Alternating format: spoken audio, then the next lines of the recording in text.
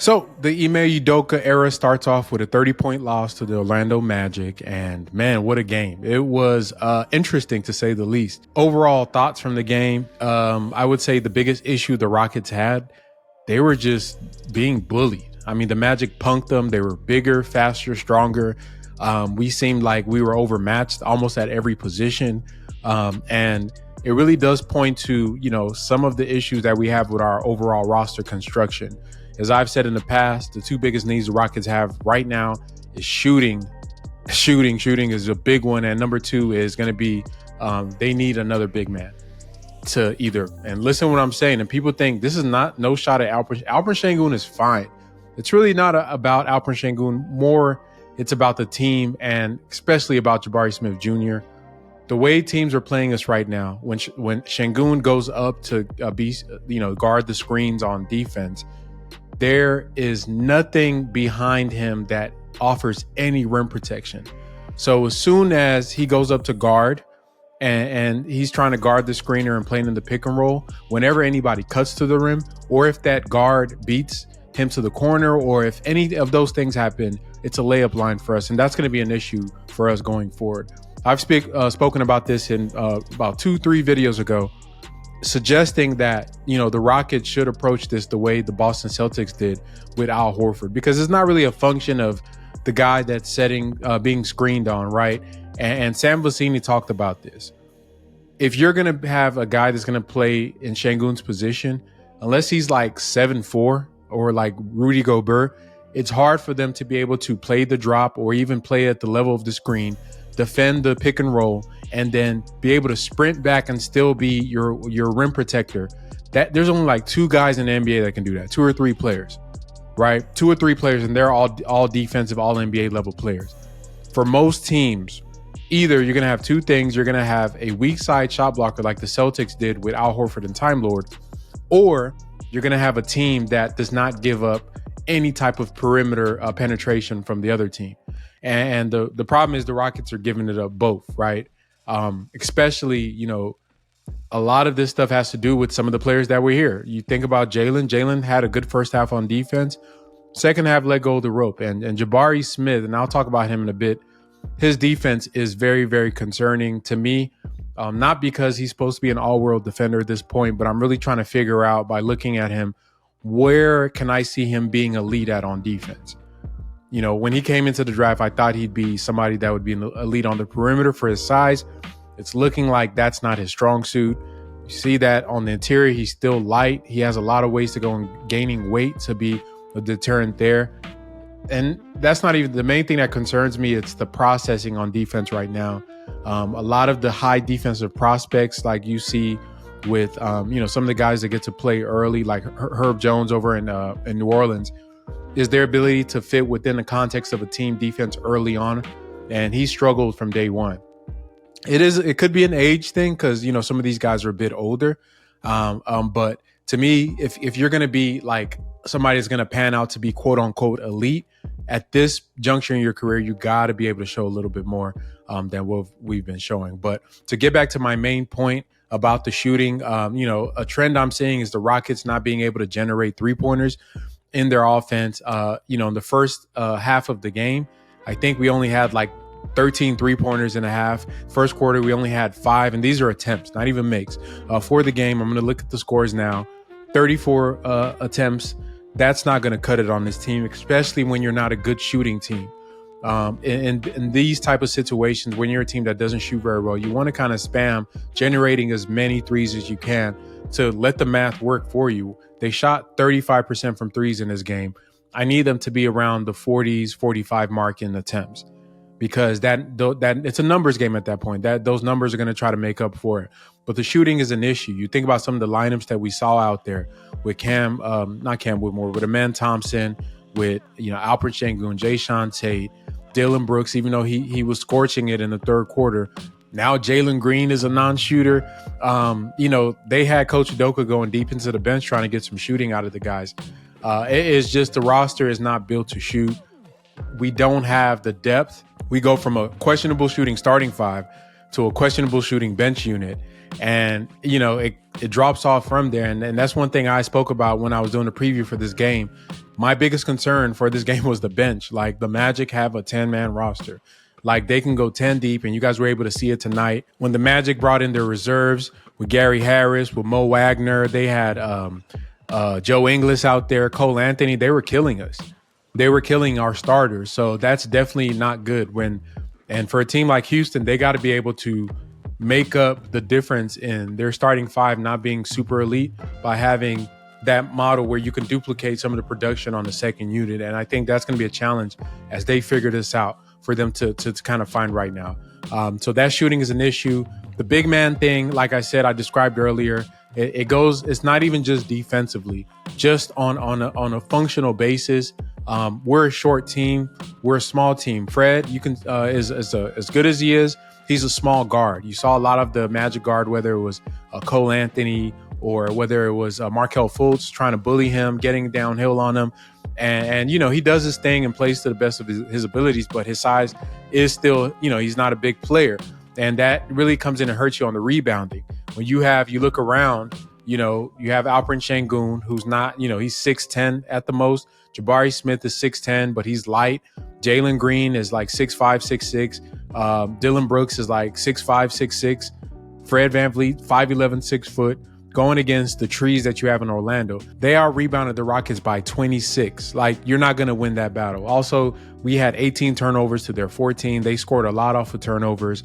The Rockets also had, look at this number, 24 personal fouls. That's not going to cut it either. I think Coach Udoka said it in the post-game conference. This was the worst game he's seen them play as a unit. And I agree. This is not the same team we saw in the preseason. They weren't getting after it to steal a bar from Steven Silas. They weren't playing with effort. They weren't playing with edge. They weren't playing with aggressiveness. You couldn't feel their force. That scrappy pack of wolves that we saw in the preseason wasn't there. And it just looked like guys were just, when the bullets started flying, their eyes got big. And the moment was real big for them. The lights got a little too bright for the team. They just need to settle down. And I think a lot of this has to do with, things that we're going to have to deal with going forward, which are some of the bad issues and bad things that the players are dragging along from the past regime. To break down individual players, I'm just going to go through and give you a quick synopsis of how I think the guys played. Dylan Brooks, I think he had a great game. Honestly, defensively, you can tell the difference between him guarding players and any other player on the Rockets, doing his thing, able to really, the thing that's so impressive about Dylan is his screen navigation. The threes, he went 4 for 6 tonight, 66%. I'm not going to expect that every night, but if he can be a shooter that teams have to think about and start contesting like they were doing towards the end of the game, then he's doing his job and he's going to make his money doing that. Not mad at him. 14 points, even though he was minus 15 in the game, still 71% from the field, 66% from three, 4 rebounds, 2 assists, 1 steal. You'll live with that. Jabari was probably, in my opinion, in the first half, the worst player on the team. And if you low-key notice, Coach Udoka actually benched him for Tate to close out. I think it was the second quarter. With the last 2 minutes, they took him out of all the 5 stars that are out there because he was getting destroyed. Jabari was getting destroyed by Franz Wagner. He was getting destroyed by Paulo Banchero. He was getting destroyed on switches. He wasn't really rotating on defense. He has to pick it up. I know this is year 2 for him. And I'm not even setting the bar for Jabari to be anything high. Like, just be playable, like, on defense. And this is really weird for me to say. I know he shot, Jabari shot 33%, 0 for 4 from 3. I don't care about that. I think right now what gets guys on the floor is going to be defense, and he just has to be baseline playable on defense. And I think if he can do that, he can be an impact. But he cannot be a defensive weak link when we already have a lot of weak players. You're afforded, if you want to be a playoff team, you can have 1.5, about 1.5 bad players on defense. 1.5. That's the most, and that's pushing it too. Because most elite teams got 1, and the teams that are championship bound have 0. So if you're going to we want to make the play-in or playoffs, we can only afford to have 1 bad defender and a half a defender. And I already think Jalen is the half a defender. So we can't have 2 or 3 bad defenders on a team for that. You know what I mean? Or it could be maybe Jalen's not the half. Maybe Şengün is the half defender. But we can't have 2 or 3 bad defenders on the team. That's not going to work. Alperen Şengün, 6-11, 54% from the field, 14 points, 8 rebounds, 6 assists. I think that offensively, they need to find a way to utilize him more. I disagree with Coach Udoka, who was saying that in the second half of the game that guys were just hitting shots. I saw, clearly they went to Alp, playing through Alp. Craig and Ryan pointed it out. Guys were not just hitting shots. The reason they were hitting shots is because they were posting up Alp, and the team, the Magic, the way their defense was set up was to converge on whoever was in the paint. So once that happened, you start passing it out after they try to help, and you generate threes. So let's try that a little bit more. We saw a little bit of that, I think, after one of the Spurs game when their offense stalled. He's going to have to, I know he's trying to find what works. Right now, if they're trying to win games, that's what works, because they don't have anything else that they can really go to right now as an offensive strategy.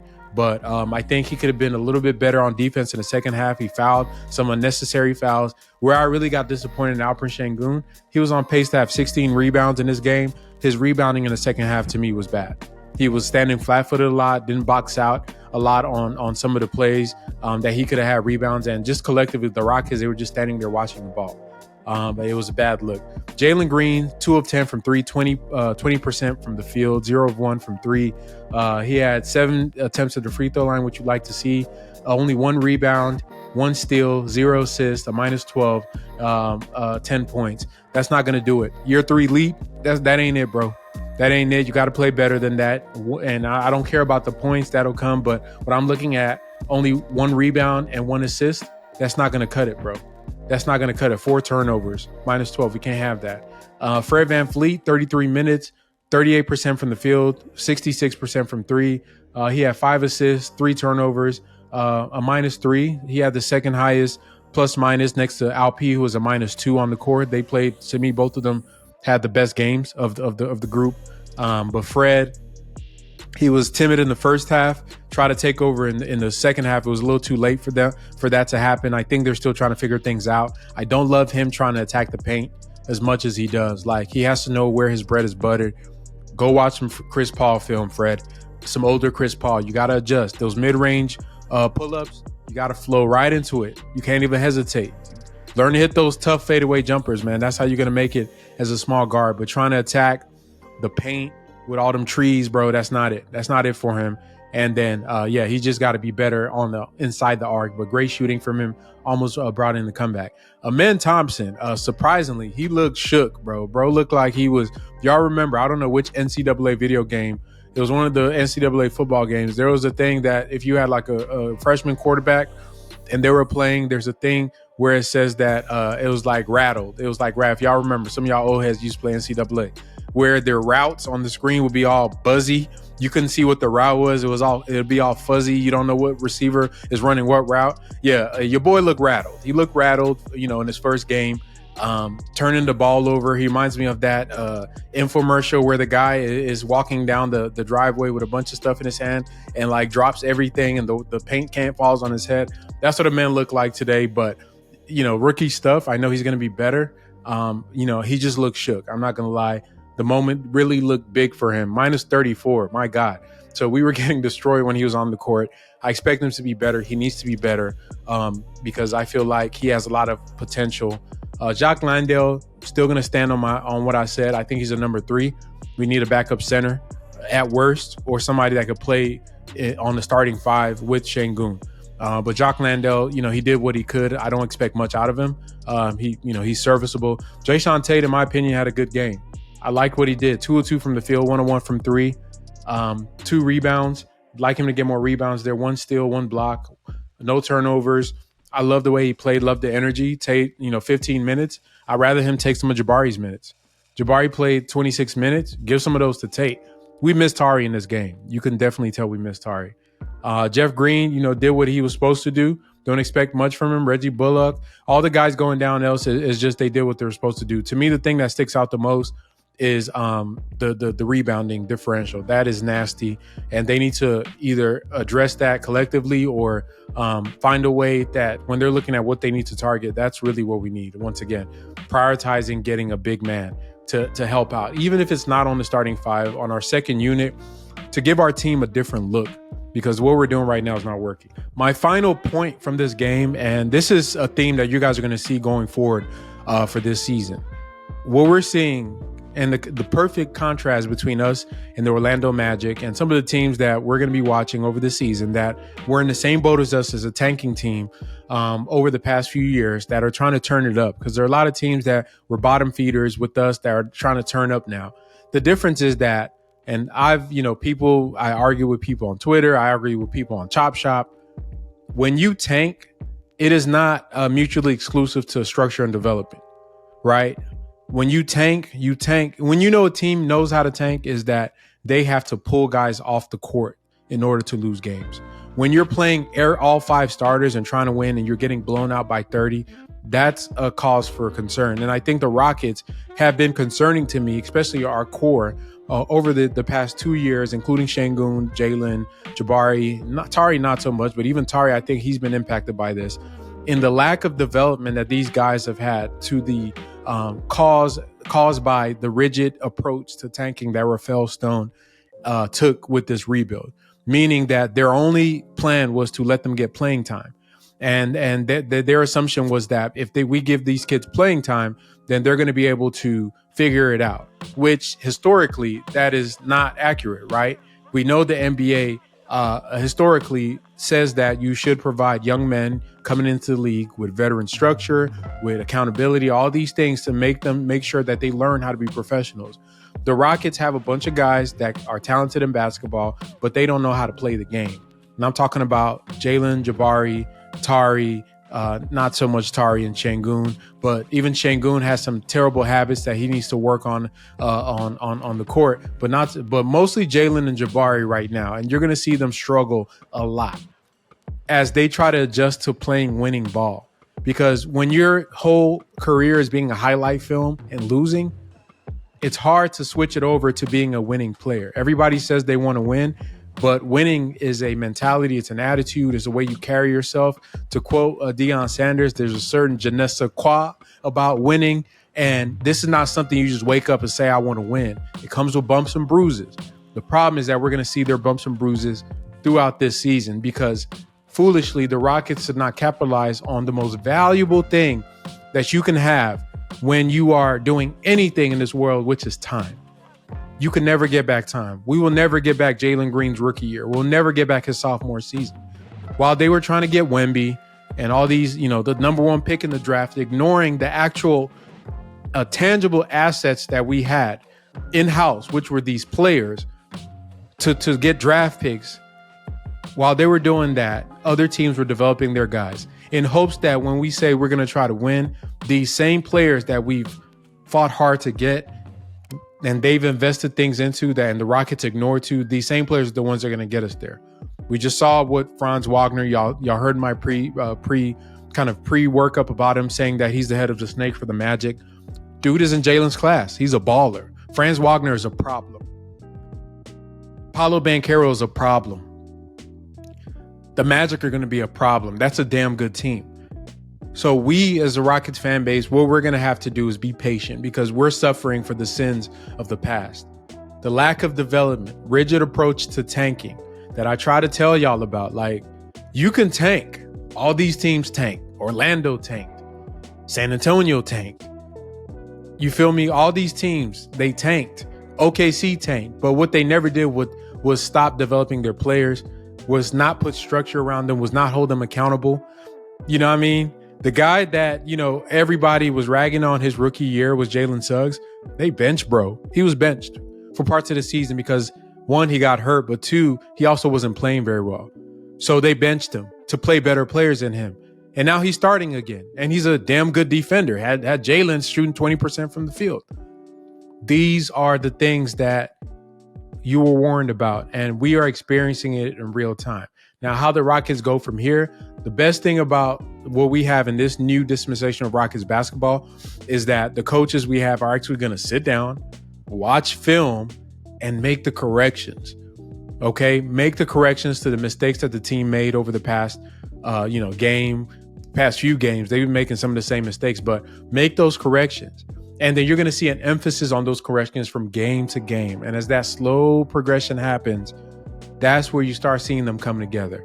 As constructed right now, I still think the Rockets are on pace to win 35 or whatever games that we think they're going to win. To me, you have to try to win 20 games. Like, you have to try.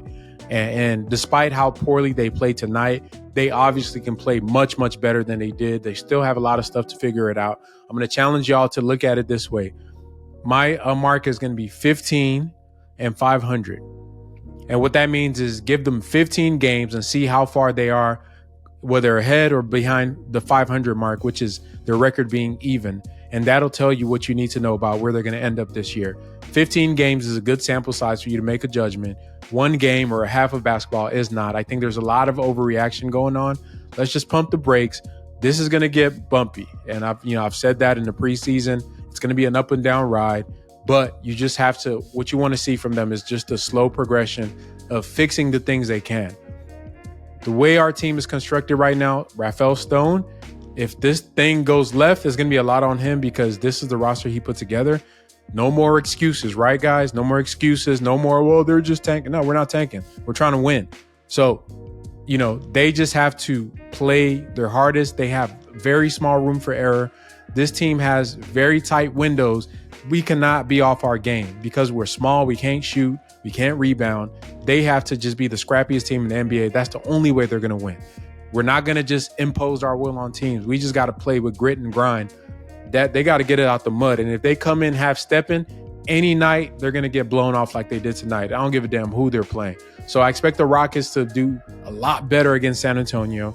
Obviously, the whole world's going to be watching because of Wembanyama. And it would be a great way to start off the season again. So what we're going to do, if y'all remember the Old Men in Black movie, just take Will Smith's little thing and let me just do it right now. I'm going to flash it. Bang. Okay, that game is gone. So on to San Antonio. If you're still listening to this video or podcast, make sure you hit the like button. If you're new to the channel, hit the subscribe button. Keep rocking with the Chop Shop, and we're going to keep dropping that fire.